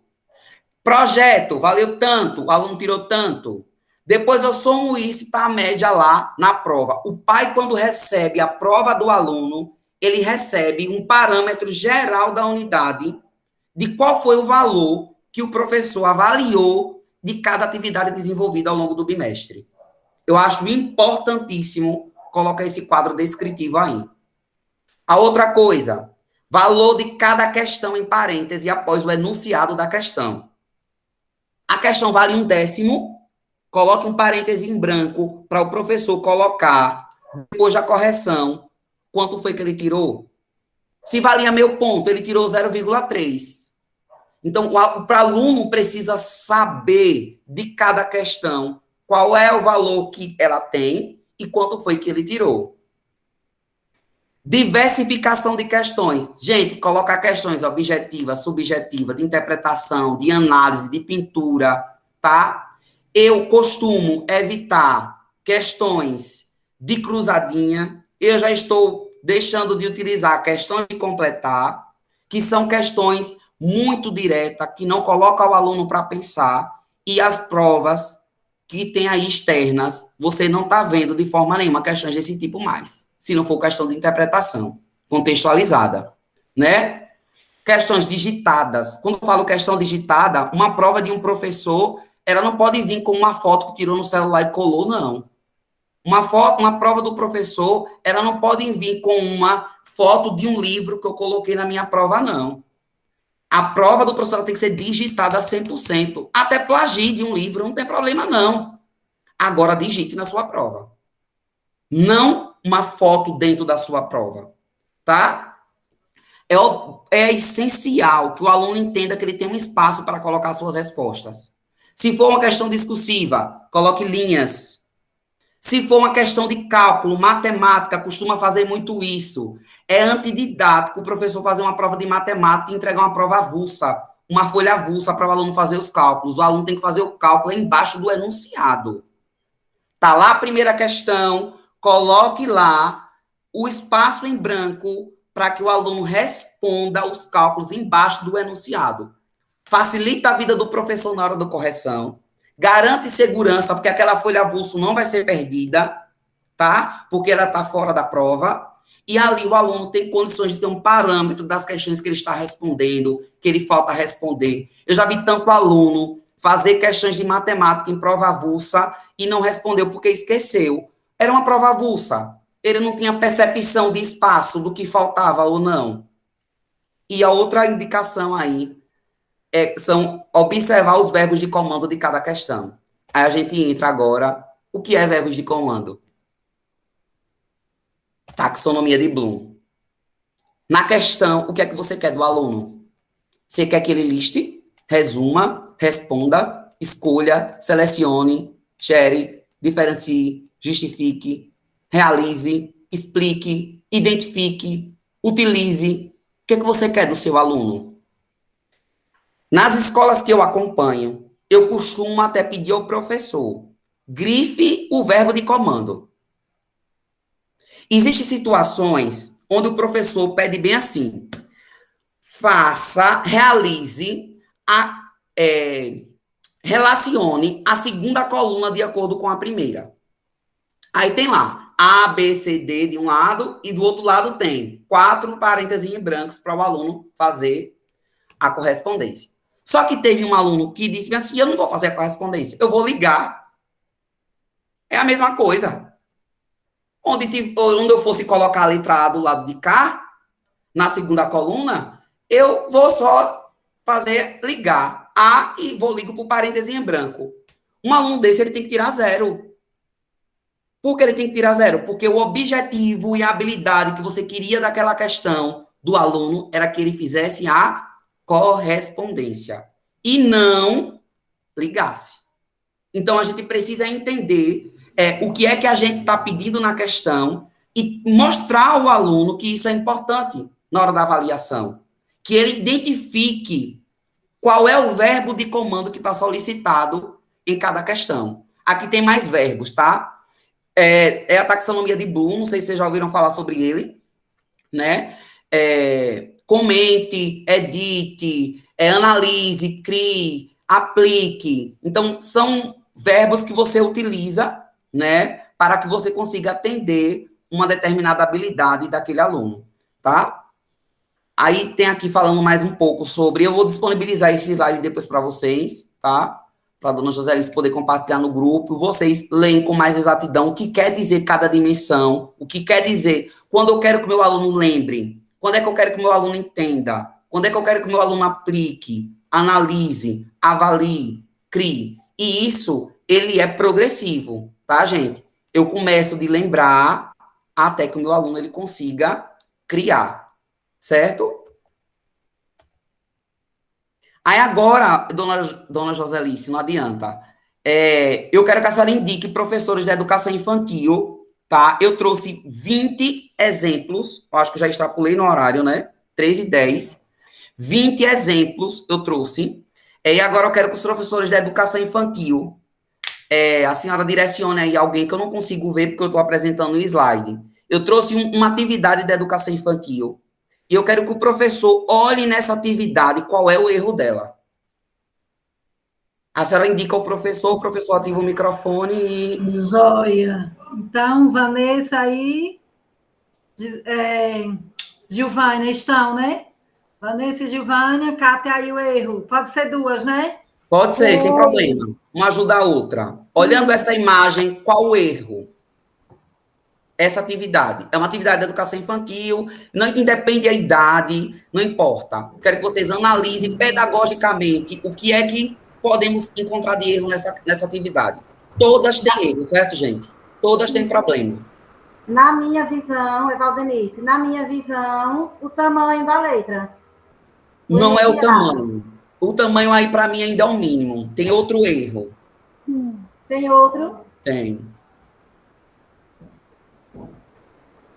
Leia aí o enunciado. Leve cada pouquinho até a sua casinha. Olha, as imagens, elas não estão muito boas. As imagens, Não estão muito Eu boas. acho que o porquinho tinha que estar do lado esquerdo e a casinha Quem foi que do lado falou direito. isso? Quem foi que falou isso? Joselice. Perfeito, isso mesmo, dona Joselice. Leve cada pouquinho até a sua casinha. Aí, o porquinho, ele tem que estar aqui. A casinha tem que estar aqui. Porque a criança da educação infantil, ela não vai fazer isso, não, olhe. A criança da educação, ela vai fazer isso. Então, eu estou levando a casa para o porquinho. E não o porquinho até a casa. Entendido, gente? Segunda atividade. As imagens estão ruins, porque eu fiz print do que eu recebo dos professores. Isso aí é atividade minha. Vanessa, essa é sua, viu? Sua de Gilvânia. Perdão que eu respondi a outra. Essa é a atividade. Ariel e seus amiguinhos Linguado e Sebastião gostam muito de brincar. E você, do que gosta de brincar?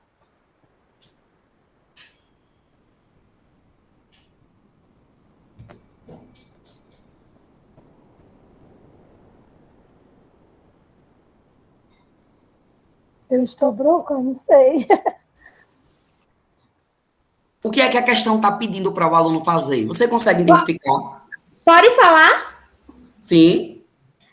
Porque o enunciado tá perguntando à criança o que ela gosta de brincar, então não tem um espaço para ela desenhar. Não tem. Repare, a pergunta é o que é que ela gosta de brincar. Aí ela colocou uma imagem e é para a criança fazer o quê? Espaço, Concorda? realmente. Não tem o que é para a Não criança dá as fazer. opções, né, Nada, Raquel? Não nada, dá as nada. opções, Não disse que é pra diz brincar. represente desenhando. Nada, nada, nada. Isso é o que eu recebo dos professores de Josarice. Isso aí é atividade minha mesmo que eu recebo. Próxima. Essa é polêmica. O erro está aqui, ó, nesse enunciado. Esqueçam esses. Só no lado direito aqui. Os seres vivos. Eu vou ler. Os seres não vivos são aqueles que não têm vida ou são criados pelo homem. Caixinhos Dourado, passeando pela floresta, encontrou a casa dos ursinhos. Na cena abaixo, pinte os seres não vivos.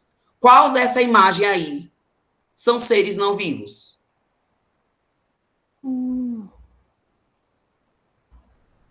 A mesa. A cadeira. Beleza. Era essa a resposta que eu queria ouvir. Mas vamos pensar comigo uma coisa. Gente, o que é um ser vivo? Aquele que nasce, cresce, desenvolve, reproduz e morre. Os livros mais antigos trazem seres seres vivos e elementos não vivos. Porque para ser considerado um ser não vivo, ele tem que ser proveniente da natureza. Ar, água, solo, sol, cadeira, mesa, não é considerado ser não vivo. Cadeira e mesa é um objeto. Deu para entender o erro da questão? Seguindo. Quarta questão. Eu sou 2 pontos. O que é para o aluno fazer aí? Eu sou galinha. Então, esse caderno aí é um caderno temático da galinha ruiva. Aí a professora, para deixar bonitinho cada número de cada questão, ela colocou uma galinha. Só que a galinha aí é o de menos. O que ela queria que ela fizesse aí era que o aluno colocasse o nome dele. O nome é. Tá? Só que quando eu coloco eu sou, eu posso ser uma galinha, eu posso ser bonito, eu posso ser gordo, magro, feio, cheiroso, eu posso ser qualquer adjetivo. Como é que o aluno, ou o pai que está orientando o aluno, lógico, que é educação infantil, vai saber que tem que colocar o nome dele aí? Concordam?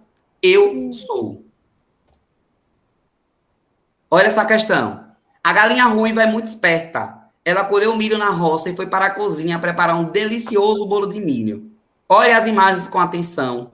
No primeiro quadrinho, faça um X na espiga de milho. E no segundo, circule os ingredientes que estão sobre a mesa. Gente, eu gastei uma página de um caderno de atividade para colocar essas imagens e eu queria entender qual é o sentido pedagógico de ter que só marcar o X nesse milho.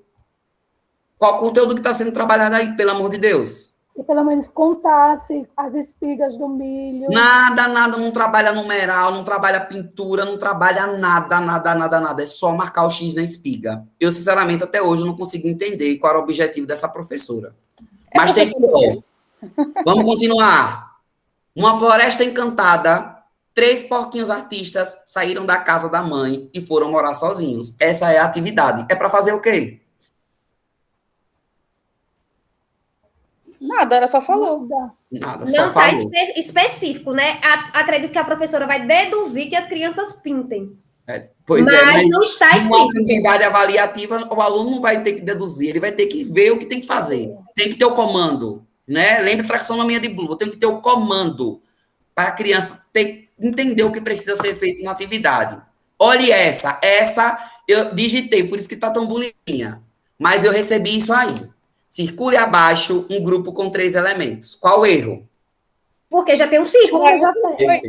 A professora pediu para circular, mas os objetos já estavam circulados. Os objetos já estão circulados.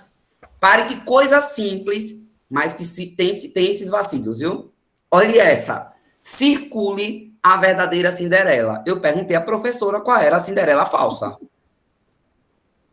Ela quis dizer, eu acho que na mente dela, ela queria dizer que é o sapatinho de cristal, mas não explicou. Mas era na mente dela. Não pode ser Continuando. Olhe, essa para mim foi o fim. Encontre no desenho, já tem erro aí, né? E pinte o sapatinho da Cinderela. Ficou sem sentido o enunciado, mas é uma página com essa atividade só para pintar o sapatinho que está ali em cima da flor. Aqui, aí. Essa é a atividade. Tá trabalhando o que nessa atividade, gente? Lembra que eu falei para vocês? Qualquer atividade avaliativa, ela precisa ter uma intencionalidade. Eu preciso, independente se é educação infantil ou não, ter uma intenção pedagógica por trás. Eu posso trabalhar em cima, poderia trabalhar em cima e embaixo aí, um sapatinho que está em cima da grama, eu até não dizia nada, mas só pintar o sapatinho, o que é que ela está trabalhando? Nem cores porque nem a cor ela pediu. Que ela poderia ter pedido, pinte o sapatinho da Cinderela na cor azul, na cor vermelha, na cor rosa. Trabalharia cores. Ensino fundamental. Professora de primeiro ano.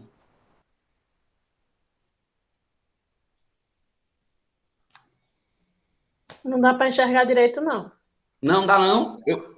Aqui eu tenho uma questão de completar, tá? Que diz assim, complete. Olha que bonitinho, ó. O que é que o professor quer? Complete. Não Tá é mais causal equilíbrio. completo, né? Verbo de comando. Tá ótimo até aí. Complete as lacunas a seguir.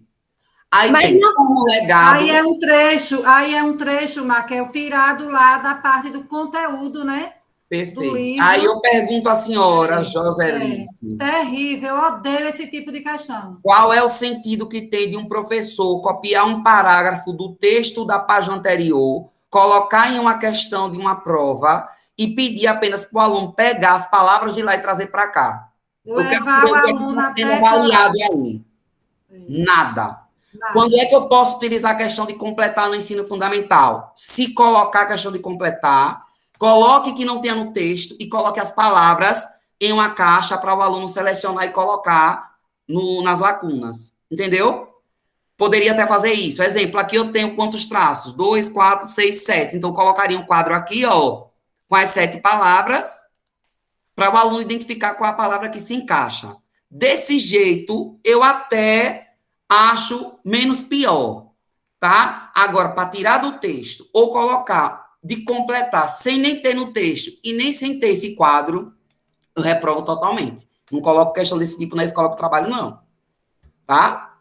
Primeiro ano de novo. Eu tenho aqui uma imagem que eu não sei nem o que é isso. Acho que é uma bola, uma cadeira, uma árvore e um ser humano. Ligue corretamente. Não gosto de questão de ligar, Joselice, não gosto, não aconselho a colocar. Porque, exemplo, se o aluno colocar que cadeira é um ser vivo, fica estranho para o professor corrigir isso aqui e dizer que isso está errado. Entendeu? Aí o professor talvez venha aqui, está errado. Ou colocam o Ed errado, ou colocam aquele que a gente costuma, né? Mas é muito estranho uma questão de ligar para o professor mostrar ao aluno onde ele errou. Eu não aconselho muito, não, tá? E o outro erro aqui que eu vejo é que ele continua considerando cadeira como ser não vivo, né? Cadeira é um elementos não vivos. Tá? Questões onde todas as respostas são verdadeiras e que o professor ele é obrigado a considerar.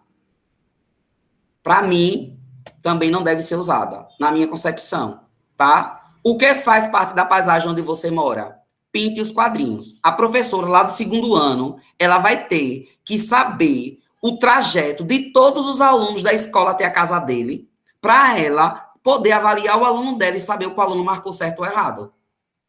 Porque o aluno pode pintar tudo e dizer, eu vejo tudo ainda na minha casa, e a professora vai ter que acertar. Se eu estou avaliando o aluno, como eu coloco uma questão onde a resposta, independente da qual seja, estará correta? Tá? Evitar questões desse tipo. Essa, para mim, foi horrível. Trabalhando características dos seres vivos, gente. Prova de ciência, terceiro ano. Ele colocou 3 palavras embaralhadas, e depois eu percebi que não foi nem embaralhada, né? Colocou morcego aqui no meio, colocou minhoca aqui no meio, para completar, ainda faltando o N, e aqui colocou perereca. De acordo com essa característica aqui, que ele diz que isso é característica, eu escolho a cada palavra dessa. Então, começa com a letra M e voa. Minhoca. Aí eu fiquei me perguntando, se começa com a letra M, então ele não está trabalhando em ciências, eu acho que ele está trabalhando em língua portuguesa.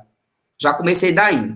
Segundo, tantas características que um mamífero tem, para ele perguntar ao aluno qual é dessas 3 palavras que começa com a letra M e qual desses 3 é que voa, eu, sinceramente, reprovei essa questão, tá? Apesar dele ter usado aqui, ó, os verbos de comando no negrito, pediu para encontrar, para organizar, até aí tá muito bom, certo? Mas o contexto da questão, reprovado, tá, gente? Ele poderia ter trabalhado outras características aí, ele colocar já a palavra morcego, o morcego é considerado o único mamífero que voa, ponto. Cite características do grupo que esse animal pertence. Aí entraria, são animais que mamam, são animais que têm glândulas mamárias, enfim, inúmeras características de mamíferos que poderiam ser colocadas, que trabalha aí nessa turma, certo? Geografia, 4º ano.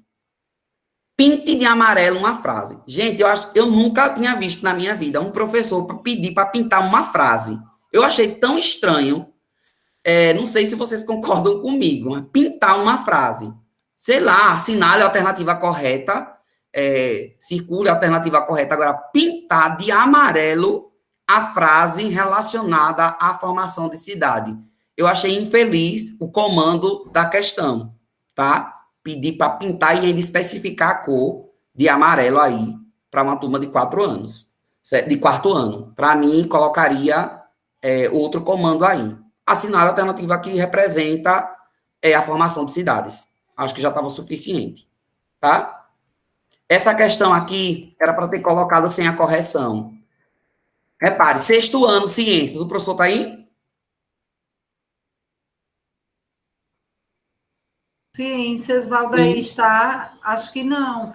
Não está. Essa questão diz assim, ó, responda. Vá na letra C. Responda. Letra C. 1 milhão de pessoas morreram por conta de um subtipo da influenza A. Qual é a pergunta aqui que ele está querendo? Qual a pergunta que ele está tentando dizer ao aluno? Não sei. Aí eu fui, né, e redigi. Cite a doença que morreu 1 milhão de pessoas por conta de um subtipo da influenza A. Tá? E mesmo assim, gente, questão de citar, relatar, sinceramente, não faz o aluno pensar, certo? Pode ser usada? Pode. É errado usar? Não. Mas eu sugiro que seja evitada. Porque são questões muito decoreba. Eu preferia ter colocado aí nessa questão já o nome da doença, dizer que ela matou bilhões de pessoas e dizer de que forma é que isso influenciou na vida das pessoas que morreram, nas famílias que perderam seus entes queridos. Eu diria a doença, diria o que ela provocou, que foi as mortes, e perguntaria, colocando algo para o aluno pensar, de que forma é que aquilo influenciou na vida daquelas pessoas envolvidas com as mortes, tá? A 5ª questão aqui também, eu não gosto desse tipo de questão. Escreva em que período ou século ocorreram as pandemias. Aí vem peste justiniano, peste negra. Gente, isso é decoreba puro. Não existe isso mais, não. O aluno tem que saber qual foi o século, o período que ocorreu cada peste. Não, faça uma analogia, uma comparação, uma analogia da forma que foi erradicada cada pandemia ao longo dos séculos. E dissesse, a peste justiniano morreu tantas mil pessoas, a peste negra, tantas mil pessoas, a gripe russa, tantas mil pessoas, e a Covid-19, tantas mil pessoas. É perceptível, 6º ano, ao longo desses anos, uma forma de erradicação mais efetiva, botava o aluno para pensar. Agora, querer o século, não faço prova desse tipo. E professor que está na minha mão também não bota a prova na sala de direito, não, porque eu mando fazer. 7º ano. Essa questão aqui, 7º ano, geografia. O professor está aí, geografia? Tô acabando, viu, gente? Está não, Maquel, também Ah, não não? está. Professor que tem outro vínculo, aí, Ah, entendo. infelizmente. Você procura ouvir músicas em qual dispositivo tecnológico? Primeiro, não é uma entrevista. Se fosse uma entrevista, eu até diria tudo. O professor quer fazer um levantamento da sala dele, quantos ouvem músicas em tal dispositivo. Agora, uma atividade avaliativa, pedir para o aluno marcar qual é o dispositivo que ele ouve música. Sinceramente, totalmente reprovado, não concordo, tá? E de que forma é que, ao longo do tempo, a música conseguiu chegar com maior facilidade na vida das pessoas? Aí sim, botava o aluno para pensar, tá? Ele está falando aqui da música do cotidiano, dizer que de que forma é que a música pode ajudar, na sua opinião, ou interferir na vivência das pessoas ouvindo música. Colocaria o aluno para pensar, para escrever. Agora, para ele citar, se ele ouve música e em qual dispositivo, reprovadíssimo, na minha concepção, tá? Oi. Desculpa, rapidinho. Essa prova anterior que você acabou de colocar, ela vem um lado e do outro com questões. Pode fazer isso ou essa estética aí também não é legal? Eu não vejo problema, não. Não vejo problema, não. E isso é indicado justamente para provas que tem muito texto. Se você pegar, por exemplo, a prova do Enem, provas que tem um lado da página todo de texto. Dessa forma de fazer a prova, ela permite que o aluno ele canse menos na hora da leitura. Tem uma pesquisa já provando isso aí, viu? Para a prova de escola em si, eu faço isso somente em simulados, de sexto ao nono ano. Porque a gente, como forma de economia e também como forma de não cansar tanto a leitura, tá? Aí eu não vejo problema. Viu? Isso, era isso que eu ia colocar, Maquel, que no caso, para alunos maiores, né? Isso, a sexto ao nono ano. A gente já está em fundamental. Segundo, terceiro ano, não é. Não, sexto ao nono. Sexto ao nono, tá? Principalmente em médio. Em médio é que usa mesmo. Mas de sexto ao nono ano eu utilizo muito. Não, eu não uso em provas, eu uso em simulado, tá? Essa daqui eu achei que o professor meio equivocado. Assinale C para certo e E para errado na resposta para quais pessoas esse texto foi escrito. Faltou interrogação, faltou... enfim, é tão mais fácil assinar as alternativas verdadeiras, entendeu? Ele colocou esse C de certo e E para errado e se atrapalhou todo. A gente precisa ter muito cuidado, gente, com provas, com atividades avaliativas onde o erro vem do professor, onde o comando errado vem do professor, tá? Tem certas situações que o professor estando errado, o aluno tem direito, tá? E a gente precisa ter muito cuidado com o que a gente está cobrando, para que depois aquilo não sobrecaia sobre nós. Até porque documentos que tem o nosso nome, o símbolo da escola, né? Tá o nosso nome ali em jogo, e a gente precisa ter muito cuidado, né, com o que a gente está elaborando, viu? Olha aquela questão, dona Joselice, não adianta. Questões de completar sem o quadro, novamente, se repetindo aí na turma do 8º ano de Educação Física. A ginástica, o quê? São exercícios que utilizam os movimentos repetitivos e focados. Enfim, precisava o aluno saber que ginástica era, né? Enfim, isso aí é uma questão totalmente de decoreba, né? Como a gente costuma falar. Não sugiro esse tipo de questão, certo? Era melhor ele ter colocado uma imagem, né? Sobre a ginástica, né, e pedir características que representassem a imagem, né? O aluno teria que olhar a imagem, analisar e ver que era uma ginástica e precisava saber quais eram as características dessa modalidade. Para a diferença de uma alternativa à questão que eu poderia construir. Ele está querendo cobrar aqui a ginástica. Se eu colocasse uma imagem, uma menina lá fazendo ginástica artística, se aqui for artísticas, que eu não sei se aí aqui eu coloco, a partir da imagem acima, analise, cite o exercício representado, a modalidade representada e suas características. Eu estaria cobrando a mesma coisa, mas de uma forma totalmente diferente, porque o aluno colocaria ele para analisar, né? Que é o que a gente mais quer, análise interpretativa, é o que a gente mais quer nas questões. E quando a gente for elaborar A gente precisa ter muito cuidado. Isso foi um pouco das pérolas, vamos dizer assim, que eu encontro na minha vida, né, com os professores que eu acompanho. Pensei até 2 vezes em trazer eles para você, meu Deus, será que eu acharei sendo antiético, tá mostrando o que é que os meus professores estão fazendo, mas assim, não tem nome de ninguém, não tem nome de escola, né, são tudo prints, perceberam que tem correções minhas mesmo, que eu já imprimo e peço para o professor refazer, e é um trabalho árduo, mas que quando tem uma coordenação boa, uma equipe boa acompanhando os professores ao longo do tempo, sem dúvidas, os professores dão uma melhorada significativa na elaboração de suas atividades, tá? E no mais, é isso aí. Então, Maquel, agora eu estou mais alegre, quer dizer que você também tem essa função, é? Eu analiso as provas de 2 escolas, do 6º ano até a 3ª série do ensino médio. Então, E no município, os cadernos da educação infantil, né? Eu só não estou fazendo atualmente do 1º ao 5º ano, mas minha vida nas madrugadas é fazendo aí esse trabalho. Então, Maquel, por que eu digo que agora eu fico alegre? Porque às vezes eu pensava, meu Deus, será que só nós aqui da Favo de Mel que faz isso? Não. Porque, assim, Valdenice, ela fica responsável pela educação infantil.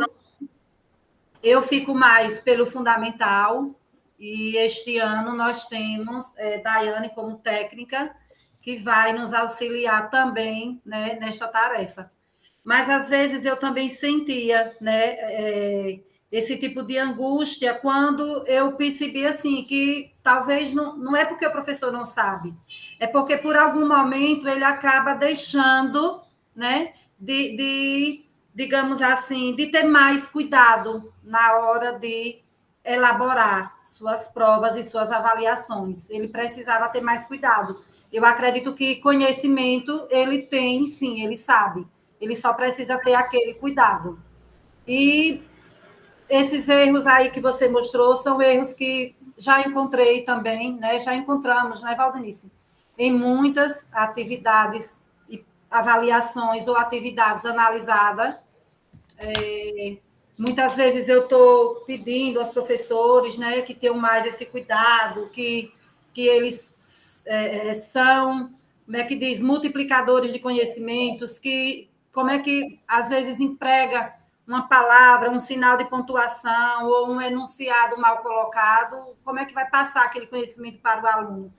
E se nós não tivéssemos olhado aquela atividade, como é que aquela atividade ia chegar até as famílias?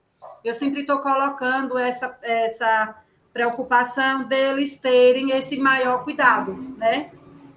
E eu também sou professora, né? Agora eu também estou em sala de aula, que eu estava afastada, mas agora eu já retornei para a sala de aula.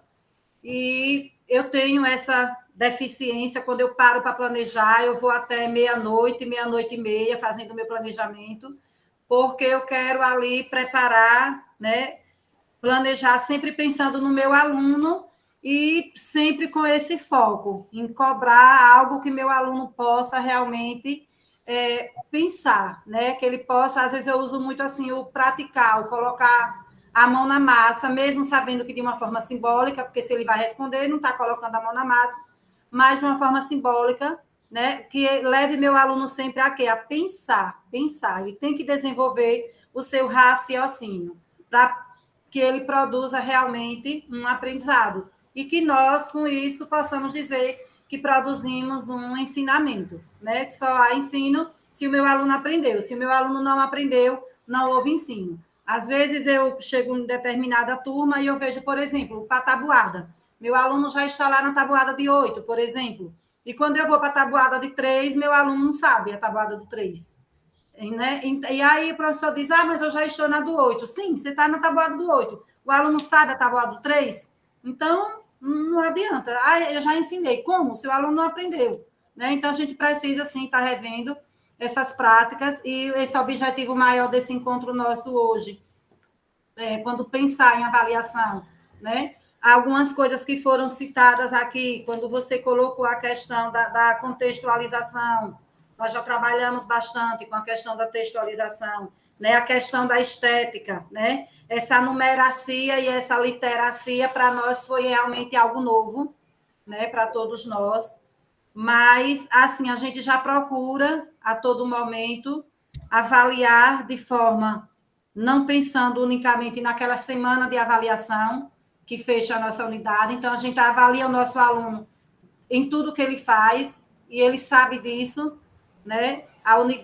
Se a unidade tem 30 dias, então nós passamos para eles que eles são avaliados a cada dia, com o desenvolver, né, das atividades, seja atividades na escola, seja atividades em casa, seja interação, né? Então, ele já é avaliado em todo esse processo, e o que precisava realmente era que cada um pudesse estar repensando, né, e tendo esse cuidado na forma de como eu vou avaliar meu aluno, né? O que é que eu preciso saber que meu aluno aprendeu, né? O que foi que eu ensinei, que eu preciso saber se ele realmente aprendeu. É importante ter esse cuidado. Mas eu acredito que a exposição foi muito boa da sua fala, você colocou muito bem. Quando você colocou aquela planilha de monitoramento, nós trabalhamos com uma planilha, só que essa planilha era inserida no diário do aluno da educação infantil, entendeu? Ela é inserida no diário da educação infantil. As turmas maiores, nós temos outro modelo de tabela, mas que ainda não trabalha direitinho essas habilidades pontuadas, como aqueles exemplos que você mostrou. Então, ali também tem uma importância muito grande para nós. Vou estar analisando, sim, quando você nos enviar. Com relação àqueles conceitos que você colocou do AI, né, a aprendizagem inicial, o AD, aprendizagem e desenvolvimento, o AC, aprendizagem condicionada, eu trabalho com esses conceitos no ensino médio. Né, Acho que é o Estado que está utilizando, né? É o Estado que está utilizando. Nós trabalhamos com esses conceitos. O próprio sistema que gera as notas, né, de acordo com esses conceitos que nós atribuímos aos alunos. Mas é bem interessante, né, que a gente repense, que não queira, como é que diz, retornarmos com a mesma proposta de modelo de avaliação. A gente precisa, sim, pensar também, ressignificar também esse formato de avaliação. Então, eu acho que foi muito interessante. Agradeço imensamente, né, o convite por ter aceitado. Você já é parte da Favo de Mel, viu? Saiba Que disso. bom. Fiz o convite para você ser nosso coordenador, mas você não conseguiu por conta, né, da sua demanda, que é muito grande, mas o convite ainda está aberto, viu? O dia que se é assim, agora eu posso, aparecer o horário. Desde que o Simão Dias abriu o concurso, eu passar e morar aí, que eu chego aí. Ah, que maravilha, pronto. E aí eu já agradeço imensamente, e eu deixo a palavra para, se algum professor quiser se pronunciar, o Valdenício, ou Daiane, ou algum professor, que fiquem à vontade. Se quiser alguma pergunta também, se eu não fico claro em alguma coisa.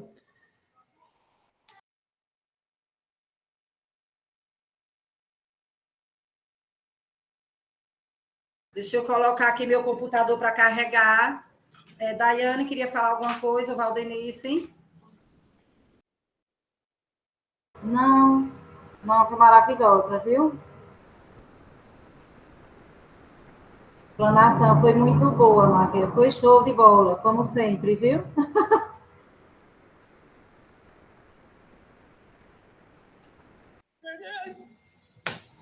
E vocês, professores, querem comentar um pouquinho a respeito do que vocês ouviram, do que vocês concordam, do que vocês discordam? Não é necessário concordar com tudo que Maquel falou, não é, Maquel?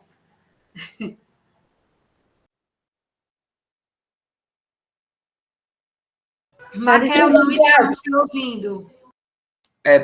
Perdão, esqueci de ativar.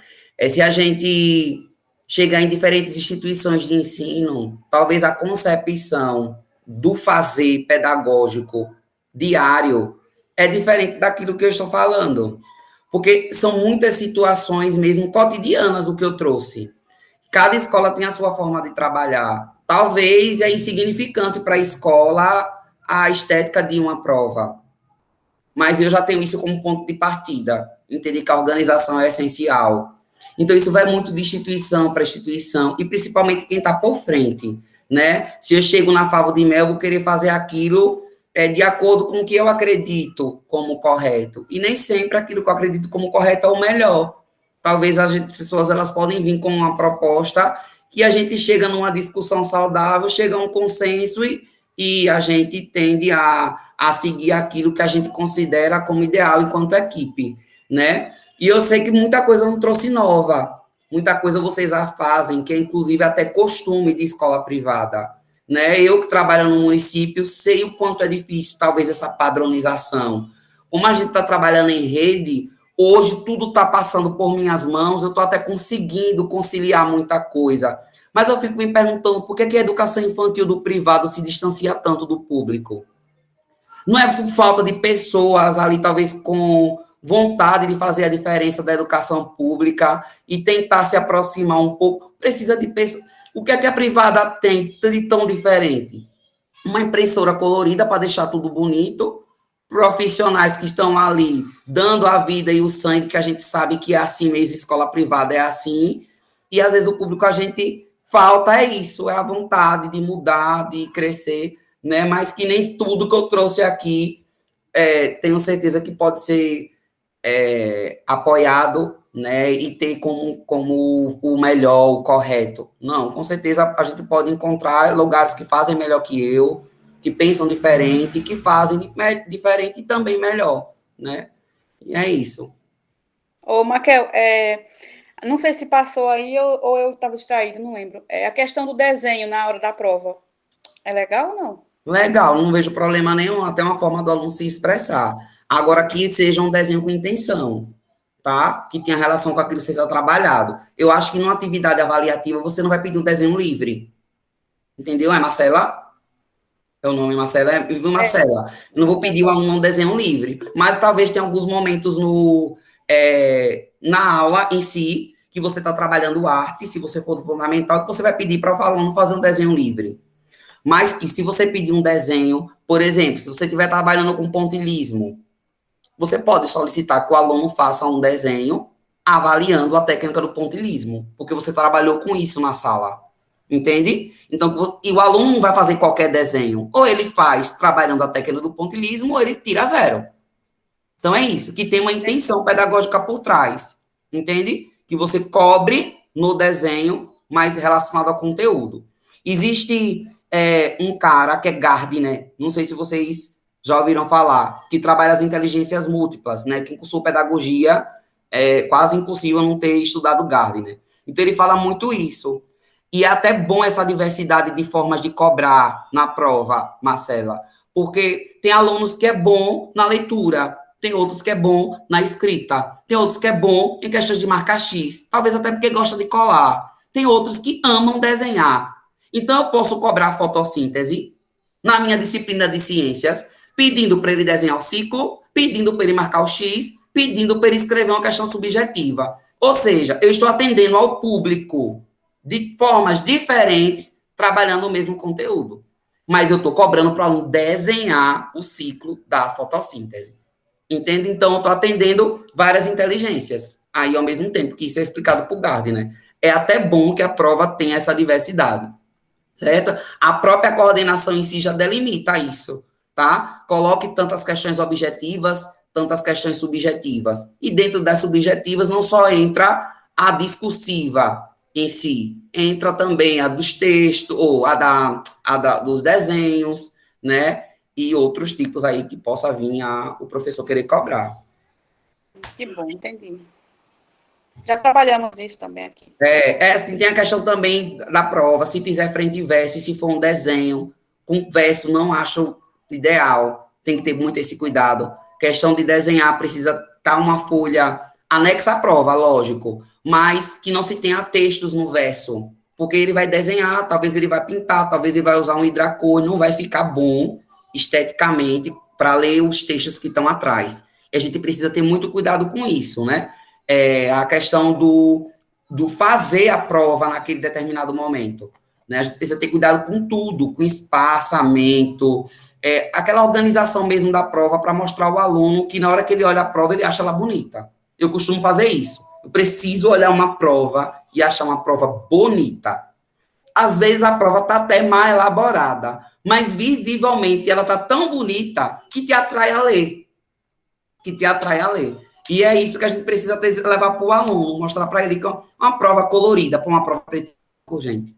Mas nem sempre a gente faz colorido, né? Mas, assim, um mapa para ser trabalhado, pode ser pintura, para desenhar regiões, não vejo problema, só cuidado com o verso.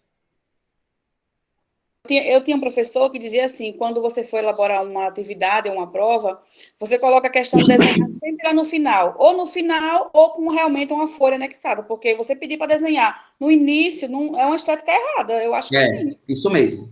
Como falei, no final é ideal, ou uma folha só com a questão de desenhar. Então, Maquel, é Kessia. Então, diante do que você abordou e nos proporcionou repensar mesmo essa prática de avaliação, eu percebo, assim, que não foi algo tão novo, porque a gente pratica diariamente. A questão dessa avaliação formativa, sim, porque a gente procura levar o conhecimento ao aluno e vamos dizer que quando ele chega na avaliação, vamos falar que é só uma atividade a mais para a gente perceber que ele, de fato, aliás, reafirmar que ele aprendeu. Vamos pensar assim. Então, eu acredito que a avaliação formativa acontece na nossa instituição Favo de Melo. Uma situação que você me fez pensar muito também foi quando você falou essa questão da educação infantil, porque, assim, hoje eu estou no ciclo do ensino fundamental, mas eu sou apaixonada pela educação infantil. Eu, nesse momento, eu trabalho também na educação infantil pelo município. Estava também presente na palestra que você deu, belíssima palestra, parabéns, na semana passada, na jornada pedagógica do município aqui de Simão Dias. E aí, quando você falou essa questão do distanciamento, né, da particular para a pública, de fato, isso é visto, parece que é enraizado, sabe? Porque as minhas estratégias que eu utilizo na educação infantil em particular, eu também utilizo na municipal. E, nossa, eles se surpreendem. Nossa, meu Deus, como assim? Que coisa linda! Isso é possível? Isso acontece? Eles duvidam do que é possível. E isso me incomoda. É possível, sim. Aí eu tipo, que jogo um raiozinho assim, não, vamos juntos. Outra questão também que eu percebo... não vou dizer que falta de união, mas talvez falta de parceria de um professor com o outro. Na particular, eu acredito que não, que eu vejo que a gente é super parceira, por ser uma rede menor. Mas talvez na municipal, um não quer admitir que não saiba e aceitar ajuda, entende? E isso também me incomoda. E aí eu procuro usar as minhas estratégias diante disso. Outro ponto positivo que eu também achei, me lembrei muito de Joselice, foi quando você colocou os 5 pontos essenciais na avaliação, que são a questão da interpretação textual, a questão de um gráfico, tabela, de um charge, enfim, 5 pontos que está aqui, anotadinho. E isso é bom, porque às vezes, como Joselice acabou de reafirmar, não é que a gente não saiba, mas é tanta informação em nossa mente, várias pesquisas, que talvez em uma avaliação ou outra a gente realmente não coloca. Mas não quer dizer que a gente não trabalhou. A gente trabalhou durante esse percurso da unidade. Tá? Entende? Mas, assim, eu quero mesmo parabenizar e dizer que eu saí com várias ideias. Eu estou com várias ideias na minha mente e dizer que você é inspiração, sim, que você reafirmou na palestra. Eu acho que você colocou na palestra passada que eu assisti, que muitos falam que eu não sou inspiração, às vezes eu nem acho que eu sou inspiração, mas eu lhe reafirmo que é sim inspiração. Às vezes eu lhe acompanho no Instagram e percebo quanto você é didático, quanto você surpreende sim, e você prega uma sementinha que pode ter certeza que você está colhendo. Então você, para mim, é uma boa referência teórica e prática. Tá bom, obrigado.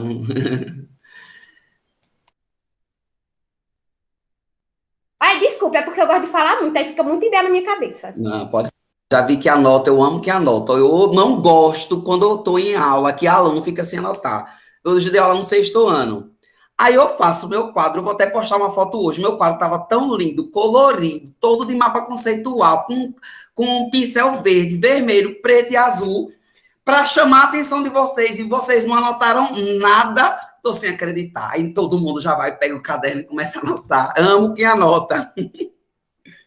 Eu, às vezes, quando vou fazer uma reunião, eu digo, peguem a agenda, vamos começar a anotar, porque, às vezes, são muitas informações, e quando você não faz anotações, acabou a reunião e alguém já começa a te ligar ou né, pedir alguma informação sobre aquilo, e aí eu acho que anotar é ideal, né?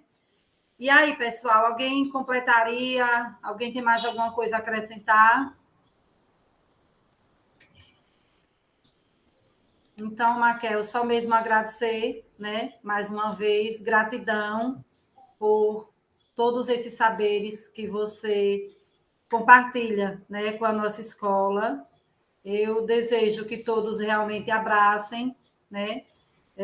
Lembrar que somos professores do século XXI, né? Então, temos, sim, que aprender o novo, né? Temos que aprender o novo. Não adianta mais a gente querer vir para uma escola, elaborar uma atividade, pensar numa prova, pensar numa aula como a aula de antes. Nossos alunos não vão aceitar, né? Dependendo da escola, a escola não vai aceitar, porque família não vai aceitar, aluno não vai aceitar. Então, nós temos sim que pensar de a cada momento estarmos procurando ressignificar essas nossas práticas, né? Inovar sempre, em tudo. Desde a entrada do portão da nossa escola, até as nossas práticas que nós tínhamos, né? Com todos da escola. Ontem falamos bastante sobre a questão do acolhimento, dessa missão que nós temos enquanto escola, né? De agora tratar dessa tarefa né? Socioemocional, de trabalhar com os nossos alunos, com as nossas famílias. Então, a gente precisa, sim, estar nesse mundo novo, como é que diz? Executando essas novas ações e essas novas aprendizagens que nós adquirimos. Então, foram 2 dias, ontem e hoje, mas a gente continua aprendendo a cada dia, não se encerra por aqui, né? Ontem eu pedia, e graças a Deus os professores daqui são unidos, com relação a trocarem experiências, quando um faz que está dando certo, né, passa para o outro. Não é à toa que todo mundo conseguiu tão rapidinho, né? Quando a pandemia chegou, todo mundo conseguiu tão rapidinho aprender a mexer nos recursos tecnológicos, né? Aprender a usar todo aquele tipo de tecnologia que era necessário para que a escola continuasse. E eu tiro o chapéu para os nossos professores que tão rapidinho conseguiram. E aqueles que tinham maior dificuldade, mas foram ensinados pelos que tinham facilidade, né, em já trabalhar, já mexer nessas ferramentas. Então, assim, que todos estejam abertos, porque não adianta ter formações, eu poderia trazer, embora a Maquel, para nós, já seja essa pessoa inspiradora, tão cheia de conhecimentos, né, e de práticas inovadoras, que a gente sabe que são excelentes, né, que sabemos que são excelentes, mas poderíamos pensar em trazer quem? Um Augusto Cury, uma Camila Cury, vão me lembrando aí, Hamilton Werneck. Não adianta trazer profissionais excelentes quando nós não pensamos em acolhermos, né, ouvirmos e procurarmos mudar essa prática nossa. Eu acho que o essencial está em nós. Somos nós que temos que procurar, né? Ler, pesquisar, né? Querer aprender. Se a gente não quiser aprender, a gente não muda, a nossa prática não muda, porque são vocês que vão estar lá na sala de aula. Então, eu posso exigir o que for, eu posso querer do jeito que for, mas quem é que vai estar na sala? Vocês. Então, são vocês que vão fazer do jeito que vocês acham que é certo fazer. Então, que aprendamos, né?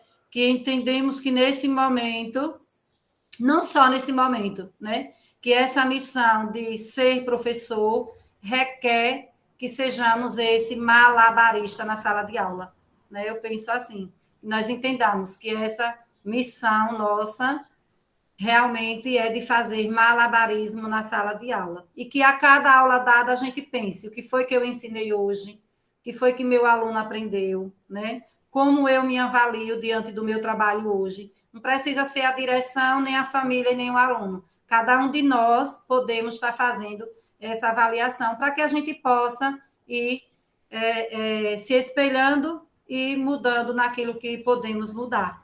Então, que cada um faça o melhor que possa fazer. E muito obrigado, Maquel, mais uma vez. Eu que agradeço pela oportunidade de sempre. Amo de verdade estar com vocês. Tá? Obrigado, dona Joselice, pela confiança. E saúde e bom retorno às aulas a todos. Tchau, tchau. Tá joia, obrigada mesmo. Fiquem com Deus. Tchau. Tchau.